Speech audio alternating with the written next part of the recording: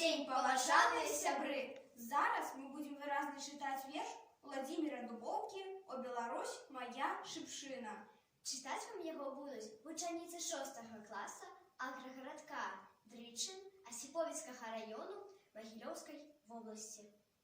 Новик Виктория и кадет Олеся. О Беларусь, моя шыпшына! Зеленый лист, червоный цвет. У ветры диким не загинешь, Чернобылем не зарастешь. Пялёстками твоими стану, на дзіды сердце наколю. Твоих вачэй под колер стали, променье ясное люблю. Николи промя с диким ветром не развивать девочих кос. Имкнешься до коммуны свету, как радость красовала скрозь. Вороже шляху не зачинить, у перешкодах дух рассе. О Беларусь, моя шыпшына, зеленый лист, червоный цвет.